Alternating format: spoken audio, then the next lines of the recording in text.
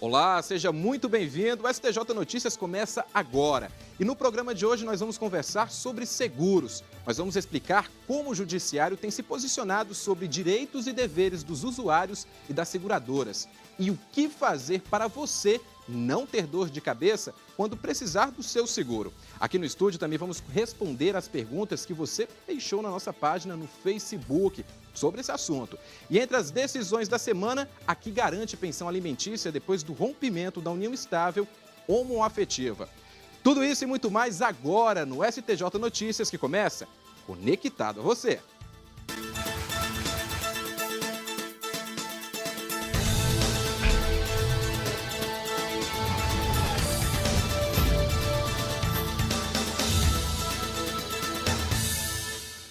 E estão abertas até o dia 14 de maio as inscrições para o Prêmio Inovare. O objetivo do prêmio é incentivar a inovação em várias categorias e reduzir a burocracia da justiça.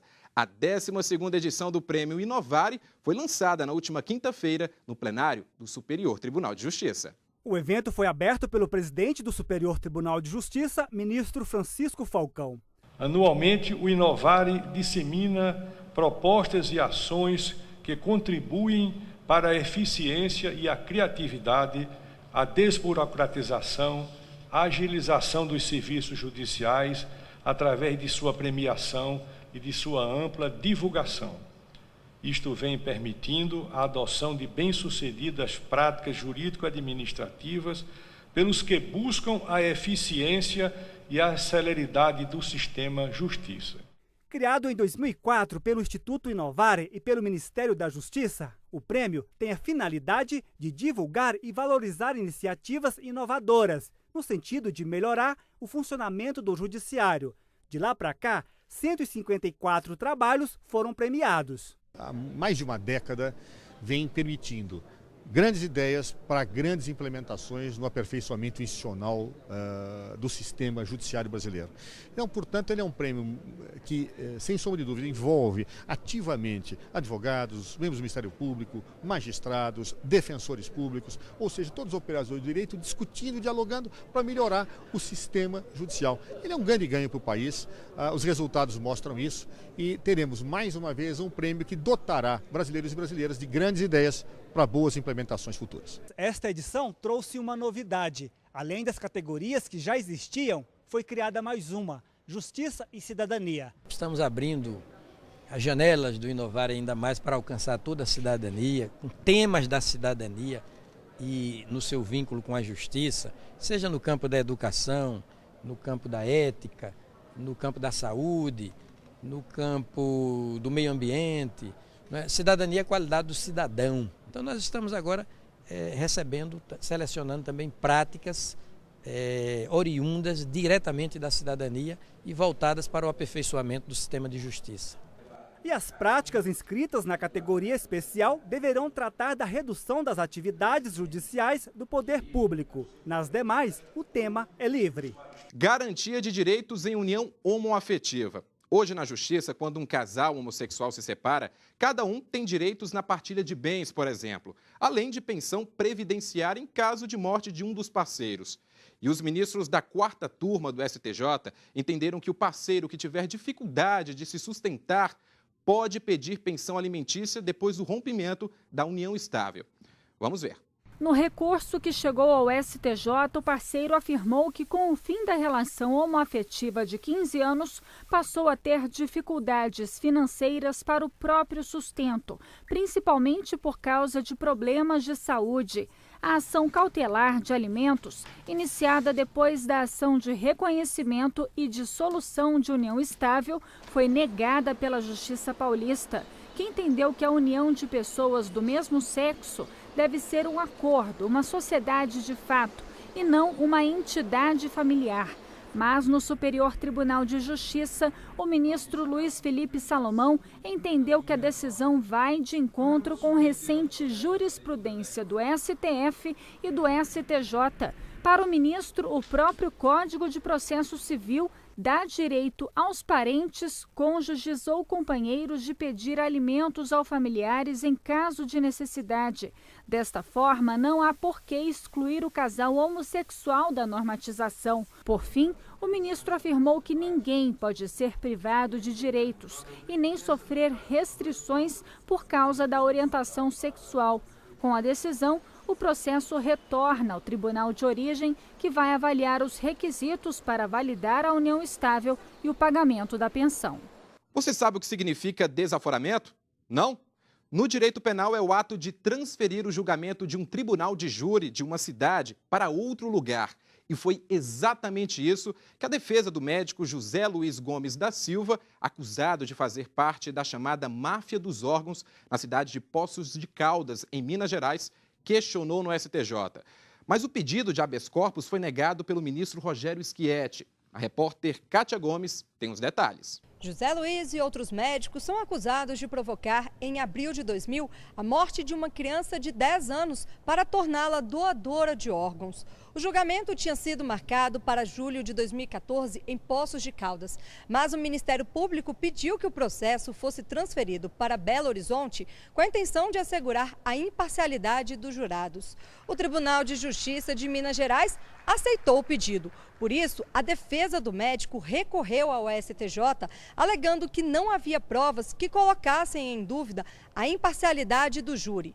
Ao analisar o recurso, o ministro do STJ, Rogério Schietti, entendeu que a transferência do processo foi correta porque, de acordo com o tribunal, há uma série de fatos que apontam a possibilidade dos jurados de Poços de Caldas serem influenciados em suas convicções. O ministro, então, negou o pedido da defesa. E o médico Aloísio Soares Guimarães, preso preventivamente desde outubro do ano passado por suposto envolvimento em organização criminosa que praticava abortos no Rio de Janeiro, vai continuar na prisão até o julgamento do mérito do recurso apresentado ao STJ.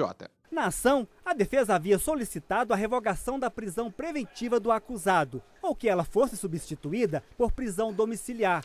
Alegou que o paciente tem 88 anos e está em tratamento de saúde.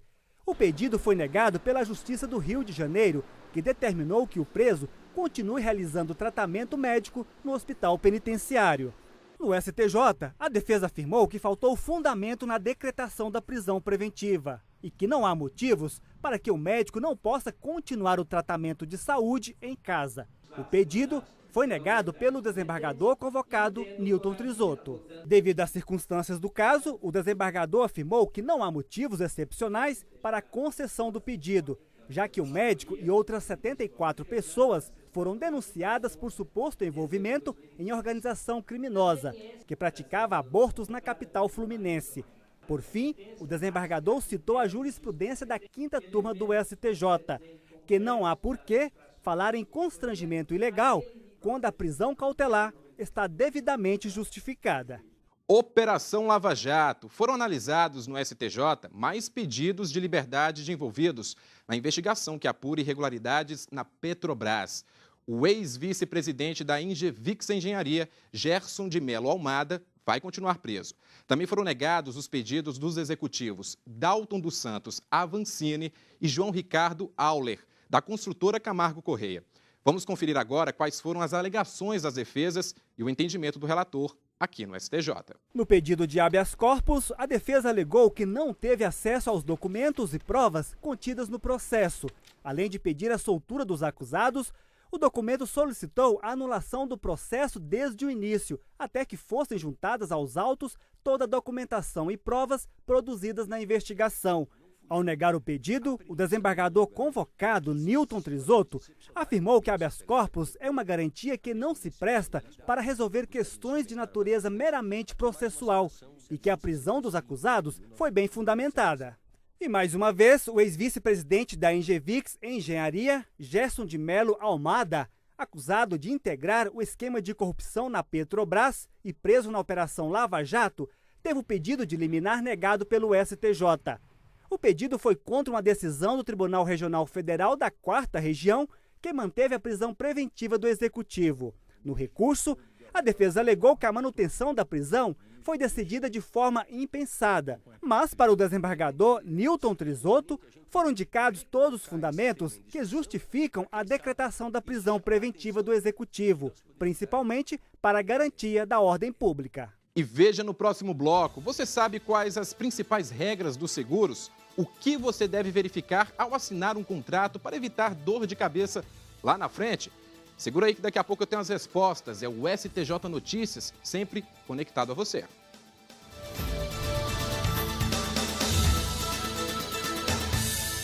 Curtir, compartilhar, repercutir, postar. Novas conexões que ligam pessoas em qualquer lugar do mundo. Cada vez mais conectado, o Brasil é o 4º país em número de usuários das redes sociais.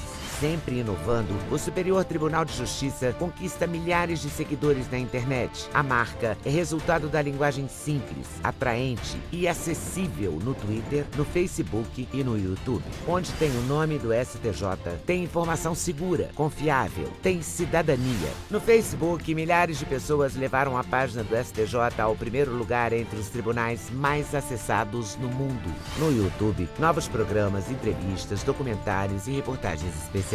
E no Twitter, informação curta, rápida, atualizada.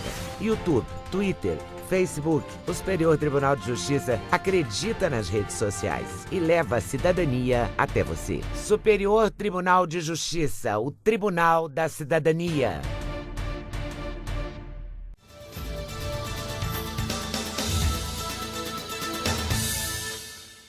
Estamos de volta e com um alerta para você que pretende comprar ou trocar de carro. Muitos consumidores têm o hábito de sair com o veículo da concessionária sem o seguro. Prefere deixar para resolver ou renovar dias depois. O problema é que se alguma coisa acontecer, como por exemplo o furto do veículo, o dono vai ter muita dor de cabeça. Foi o que aconteceu com uma consumidora de São Paulo. Vamos conferir na reportagem de Caio Baltazar. Ao escolher um carro para comprar, a professora Alessandra buscou aquele que atendesse a todas as necessidades da família. Em seguida, veio o segundo item, que para ela é muito importante: o seguro para o veículo. Aliás, ficar sem ele, nem pensar. Principalmente a questão de tranquilidade. Você sai com o carro já segurado, evita um transtorno, né, do decorrer até chegar em casa. É um carro novo, é um carro que é avisado, né? Então essa questão dessa tranquilidade, você ter a seguradora que vai te garantir, né, um caso de uma emergência, né, você ter o veículo de volta, até a questão de te socorrer no meio da pista, um assalto, alguma coisa. Então dá uma tranquilidade. Hoje, como a maioria das pessoas compram o veículo financiado, é uma garantia de que ela vai possuir aquele veículo até o final do pagamento, porque se o veículo é roubado, você vai ter que continuar pagando as prestações. Em São Paulo, uma consumidora perdeu o carro 0 km que tinha acabado de comprar. Ela preferiu retirar o veículo da concessionária antes de fazer o seguro. No dia seguinte, o automóvel foi furtado. Só depois, ela enviou a proposta para a agência de seguro e chegou a pagar a primeira parcela. Mas, ao saber do furto, a seguradora se negou a pagar a indenização. A seguradora afirmou que só foi informada do furto 20 dias depois do acontecido. A consumidora entrou com ação na justiça para receber a indenização, mas as instâncias inferiores não aceitaram os argumentos apresentados, por entender que o seguro não estava devidamente efetivado quando ocorreu o furto. A consumidora recorreu ao STJ. O relator do processo, ministro Vilas Boas Cueva, ressaltou que a proposta é firmada com o consentimento das duas partes, o que não foi o caso, porque a seguradora não havia recebido o pedido. O ministro acrescentou ainda que, ao receber a proposta, a seguradora ainda tem 15 dias para decidir se vai aceitar ou não. Com esse entendimento, o pedido de indenização foi negado pela terceira turma do Superior Tribunal de Justiça. Bom, e para falar sobre os seguros, nós recebemos aqui no estúdio o advogado Walter Moura. Walter, muito obrigado pela presença. Eu que agradeço. Nós vimos aí na reportagem um caso relacionado à proposta. Qual é a vantagem de sair da concessionária com o seguro feito? A vantagem é de que você vai ter a cobertura integral do veículo desde o trajeto da concessionária até a sua residência, até o seu trabalho, sem o risco de que, nesse interregno, você tenha o carro furtado, colidido. O fato que aconteceu nesse precedente, que é um caso que quase nunca vai se repetir, é que a consumidora retirou o carro e não tinha enviado a proposta aceita para a seguradora. Então, a seguradora não teve como fechar o seguro e fazer a cobertura, que depende de vistoria, pagamento de parcela e conferência de nota fiscal. O que é a conclusão que a gente tira disso? Você só fecha o seguro depois que você expediu o documento de proposta para a seguradora com aceite e ela te devolve a documentação que vem, por exemplo, a carteirinha, as explicações, o 0800, o adesivo. É ali que fecha o contrato de seguro. E a seguradora pode negar essa proposta? Pode. Em alguns casos pode haver a negativa desde que haja fundamentação, desde que haja algumas condições subjetivas ou objetivas. Por exemplo, o condutor do veículo não ter carteira, não estar habilitado, ou ser menor de idade. Algumas pessoas tentam fazer seguro porque ganharam um carro de presente, mas ainda não tem habilitação. Isso é vedado. Entendi. Walter, o Pedro Felipe, um internauta, deixou uma perguntinha no Facebook, vamos ver? A famosa pergunta no questionário de determinação do risco acerca da existência de outro condutor eventual. Com idade menor que 25 anos, realmente ilide a responsabilidade do seguro no caso de sinistro ocasionado por esse condutor eventual? Essa pergunta é uma pergunta muito importante porque nós temos que lembrar que o seguro é baseado na boa-fé, ou seja, o assegurado tem que declarar a verdade perante a empresa. Quando se coloca o condutor principal, significa aquele que vai conduzir na maior parcela de tempo o veículo. O condutor eventual é aquela pessoa que vai conduzir na menor parte do tempo. Acontece muito com o pai que tem 2 filhos ou que tem um filho que um filho vai para a faculdade de manhã, o outro filho vai para a faculdade à noite e o pai usa o veículo à tarde. Então esse partilhamento ele não é proibido. O que você vai ter que declarar é qual é o que vai utilizar o carro por maior interregno de tempo. O que não pode é você se utilizar dessa figura do condutor principal maior de 25 anos apenas para obter um valor de prêmio mais barato, ou seja, para pagar um valor mais baixo no seguro do veículo.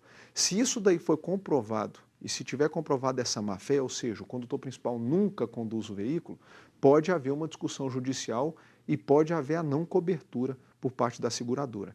De outro lado, se você declara a realidade, você está de boa-fé e você não vai ter problemas para obter a cobertura do seguro.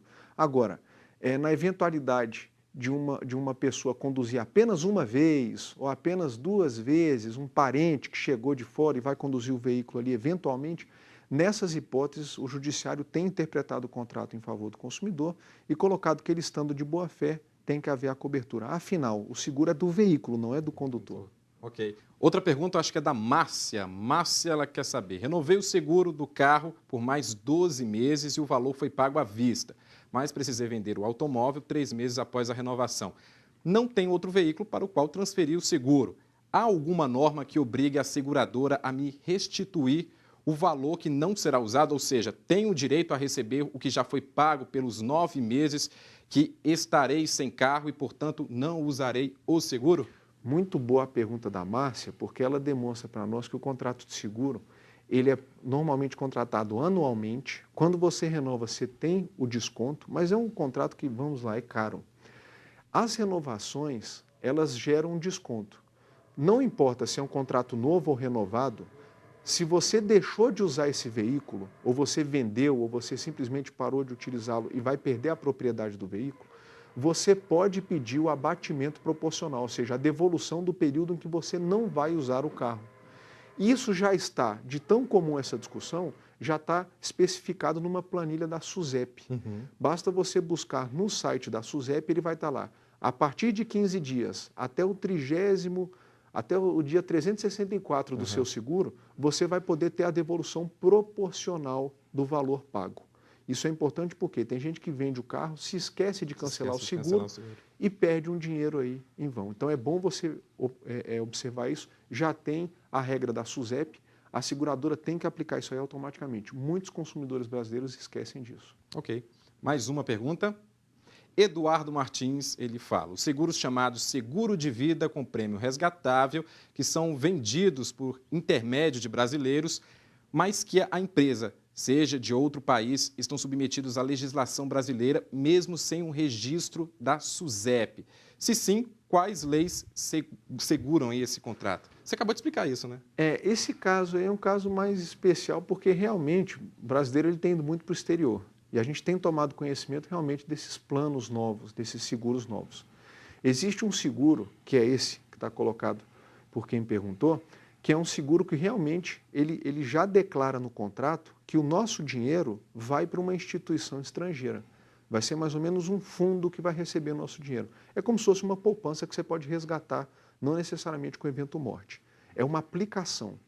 O que está colocado na pergunta tem uma resposta lá dentro. Ela é vendida por brasileiros. Então, essas empresas, em que pesem ser estrangeiras, elas estão abertas aqui no Brasil, é obrigatório que elas estejam abertas no Brasil, e enquanto empresas de seguro dentro do Brasil, elas estão sujeitas à regulação da SUSEP. Então, a SUSEP tem regulação especial e nós esperamos que ela fiscalize essas entidades que estão pegando dinheiro de brasileiros.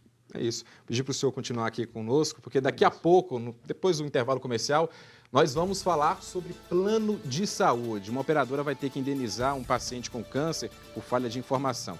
Eu volto daqui a pouco com essa informação.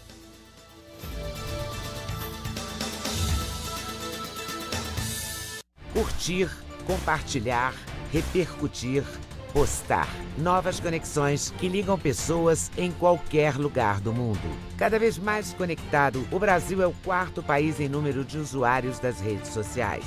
Sempre inovando, o Superior Tribunal de Justiça conquista milhares de seguidores na internet. A marca é resultado da linguagem simples, atraente e acessível no Twitter, no Facebook e no YouTube. Onde tem o nome do STJ, tem informação segura, confiável, tem cidadania. No Facebook, milhares de pessoas levaram a página do STJ ao primeiro lugar entre os tribunais mais acessados no mundo. No YouTube, novos programas, entrevistas, documentários e reportagens especiais.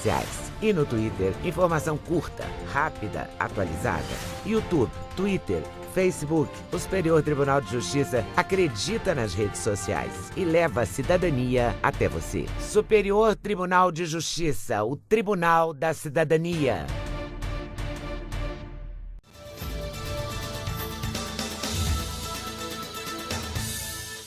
E estamos de volta com o STJ Notícias. E olha, uma regulamentação da Agência Nacional de Saúde, divulgada no fim de 2014, reforçou o que já estava previsto em lei: a aplicação de multa caso as operadoras de planos de saúde desrespeitem o prazo de 30 dias para comunicarem aos beneficiários sobre mudanças no credenciamento de hospitais e clínicas conveniadas. Em um caso que chegou ao STJ, os ministros da terceira turma entenderam que a falta de informação a um paciente com câncer sobre o descredenciamento de uma clínica causou um grande transtorno e a Unimed foi condenada a pagar indenização por danos morais. De acordo com o processo, o plano de saúde pago pela consumidora estava sendo usado para o tratamento contra o câncer. Mas, no dia em que iria realizar mais uma sessão de quimioterapia, a paciente teve uma surpresa. Foi informada de que o plano não tinha mais contrato com a clínica, impossibilitando assim o procedimento. Sem opção e sem ter como continuar o tratamento, a paciente teve que buscar às pressas outro hospital para dar continuidade na quimioterapia, que só conseguiu dias depois. Inconformada com o descaso, ela procurou a justiça. A Unimed foi condenada a pagar R$7 mil de indenização por danos morais. A Unimed alegou que, de acordo com a lei que rege os planos de saúde, as operadoras são obrigadas apenas a comunicar aos clientes sobre o descredenciamento das empresas que prestam serviços e não as clínicas médicas. No STJ, o ministro Vilas Boas Cueva lembrou que os planos de saúde são regidos também pelo Código de Defesa do Consumidor. O ministro afirmou que a Corte tem entendimento firmado sobre o assunto. Ao votar, a terceira turma do STJ considerou que a Unimed agiu de forma abusiva a não comunicar o descredenciamento da clínica e o descumprimento do dever de informação, junto à situação traumática vivida pela cliente, evidencia o dano moral que deve ser compensado. E nós continuamos aqui no estúdio com o advogado Walter Moura. Walter, nós vimos aí na reportagem que é preciso ter atenção aí nas condições de portabilidade de carências, né? A decisão do STJ é irretocável, o entendimento do ministro Cueva é um entendimento que vai totalmente a favor da interpretação do Código de Defesa do Consumidor. Não há sentido no plano de saúde descredenciar um prestador e informar e descredenciar uma clínica e não informar ao consumidor. O consumidor ele não quer nada com o plano de saúde, ele quer com o hospital e com a clínica. É lá que ele vai ter a prestação de serviço médico hospitalar. Então você já estava dentro de um tratamento de câncer que não é um tratamento agradável para ninguém. Você já estava na quimioterapia, que é extremamente doloroso para qualquer indivíduo. E aí, chegando lá, você descobre que a empresa foi descredenciada e você não foi avisado. Quer dizer que você só é avisado pelo plano de saúde quando é para pagar, para cobrar, para renovar, para pagar. Agora, isso é para receber o dinheiro. Na hora de prestar o serviço, eles não prestam a informação. O Código de Defesa do Consumidor determina que a informação vai ter que ser não só para cobrança, mas especialmente para a prestação fim do serviço. E o que o STJ definiu muito bem é que as operadoras não estão sujeitas apenas à lei dos planos de saúde, elas também estão sujeitas ao Código de Defesa do Consumidor. Eles se aplicam em diálogo, conjuntamente. E o que o paciente, como nesse caso da reportagem, deve fazer quando descobre esse descredenciamento de imediato? Bom, não há aí o dano moral automático. Para evitar esse tipo de transtorno, é sempre bom fazer uma ligação para o hospital ou para a clínica para perguntar. Nesse caso, da consumidora que já estava adoentada, ela já estava dentro do tratamento. Era razoável que o plano de saúde informasse ela no meio do caminho. O que o consumidor pode fazer é consultar por telefone o hospital que ele deseja ou a clínica e consultar o próprio plano de saúde para ver se ele está com credenciamento em dia. Isso é preciso avaliar bastante. Qual é a diferença do seguro e do plano de saúde? Bom, existe uma série de diferenças. Para o consumidor leigo, vai ser a mesma coisa. Mas ambos vão assegurar que você tenha a prestação de serviço médico hospitalar no final, quando você precisar, depois de cumprida a carência, mediante o pagamento dos prêmios. A diferença é que um vai ser mediante reembolso parcial e o outro vai ser integral. Mas para o leigo isso aí vai ficar um pouquinho difícil de interpretar. É importante ler o contrato e saber qual é seu direito de reembolso total ou parcial, seja ele plano ou seguro. Até porque algumas empresas trocam esses nomes para confundir os consumidores. Tá certo, Walter. Muito obrigado pela participação aqui no STJ Notícias. E olha, o Superior Tribunal de Justiça aumentou 6 vezes o valor de indenização por danos morais por atropelamento e morte de um ciclista. O acidente aconteceu em março de 2007, na cidade de Tangará da Serra, no Mato Grosso. O Tribunal de Justiça Estadual determinou que a empresa de ônibus responsável pelo veículo que atropelou o ciclista pagasse uma indenização de R$ 55 mil, valor referente a 100 salários mínimos da época. Mas tanto a família da vítima quanto a empresa recorreram da decisão.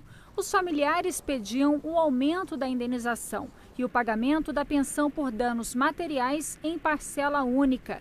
Já a empresa alegou que a culpa do acidente foi exclusiva do ciclista. Na terceira turma do Superior Tribunal de Justiça, o ministro Paulo de Tarso Sanseverino, relator do caso, aumentou o valor da indenização para R$ 472 mil, o equivalente a 600 salários mínimos atuais. Segundo o ministro, ficou constatado que o motorista foi negligente ao não verificar a possibilidade de haver um ciclista descendo pela rua onde aconteceu o acidente e descumpriu a obrigação de dar segurança e preferência a um veículo de menor porte. Já em relação ao pagamento antecipado da pensão em parcela única, a turma manteve a decisão da Justiça do Mato Grosso. E o STJ Notícias fica por aqui, mas semana que vem estamos de volta. Tem alguma dúvida, sugestão? Participe! Deixa uma mensagem pra gente no Facebook. E se você quiser rever esta edição, é só acessar a nossa página no YouTube, youtube.com/STJ Notícias. Eu volto na próxima semana e espero você. Continue acompanhando a gente. Tchau!